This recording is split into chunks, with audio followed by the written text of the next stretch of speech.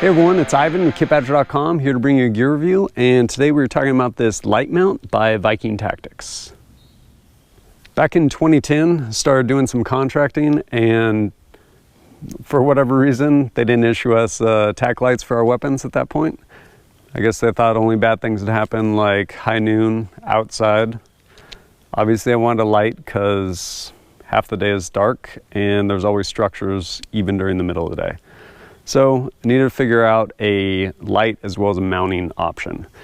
Went through a bunch of different mounts, and that's an expensive game to get into.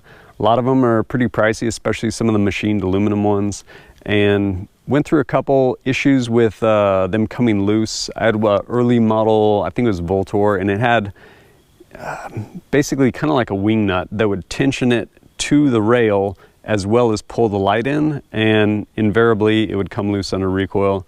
I'm sure they have better products now and they probably don't make that thing anymore, but that was one of the ones I went through. Can't remember the other. And ultimately I ended up stumbling upon this guy by Viking Tactics, their light mount, which is pretty simple, fairly inexpensive, and it's actually done a really good job for me over the years. There are three separate parts to this Viking Tactics mount. One, there's this piece which can be completely removed, and there's an index notch for your rail, and this is actually going to clamp in there by these two screws. They're not usually shiny. I'll explain that in a minute.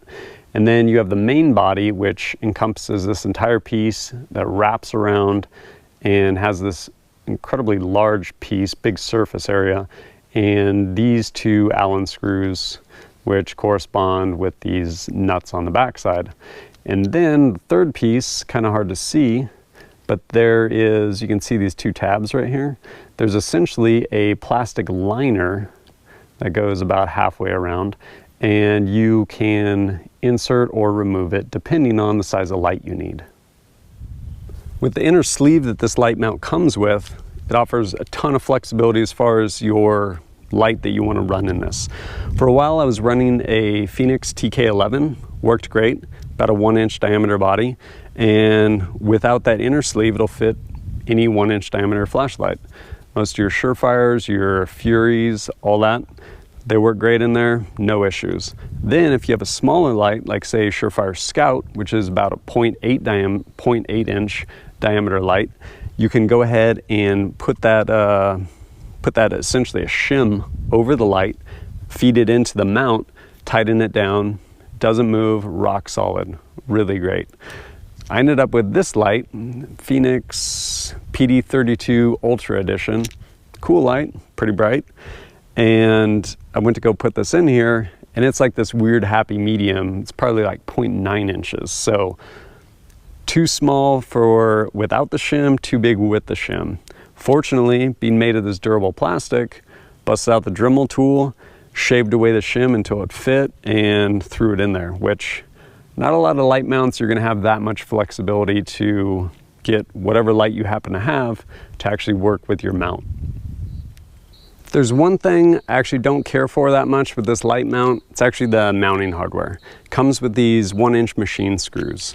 Not a big deal, especially if you're going to put this on a rifle and it's going to stay there. Put a little thread locker on there, you're good, it's bomb proof, end of story. With me and my deployment schedule, about 2 months on, 2 months off, constantly taking this on and off, what happens is because of how short this screw is, once the threads won't catch rather until this is basically fixed in place where it needs to be. So I have my rifle, I got this piece, I have this loose piece that is not contained because the threads won't catch, and if they do, I can't put it where it needs to go. And so I have these three pieces I'm juggling. Not a big deal, but taking it on and off, I'm like, there's gotta be an easier way. Ended up going, spent a couple bucks at the hardware store, got some machine screws, I think 8/32 thread pitch, except the ones I got are 1¼ inches. What that allows is for me to actually get these started. So now they're caught, this piece, rather than being loose, is captured. And now at this point, I can go ahead and line it up wherever it needs to be indexed, get it there, tighten it down, and I'm done. It's good, it's on there, it's bomb proof. Rather than having to play around with this loose piece and then trying to get these threads to barely catch and then tighten it down.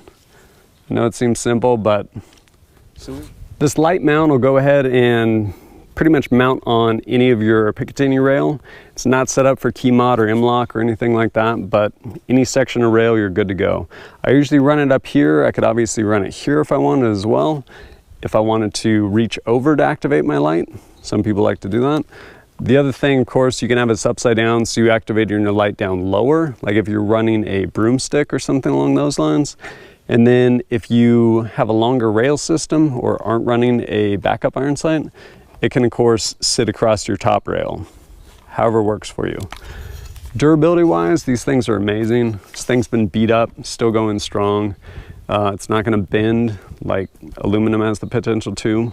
And I like the idea of it fits so many different size lights, even ones it's not necessarily made for, with a little bit of Dremel. So that's pretty cool.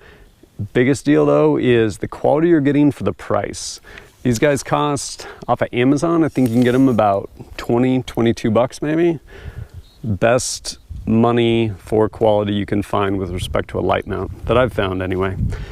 Coming in different colors. They have the coyote brown, black, greens, all your standard fare with gun furniture. And yeah, does a great job. As always, thanks for joining us at keybadger.com. Look forward to seeing you next time.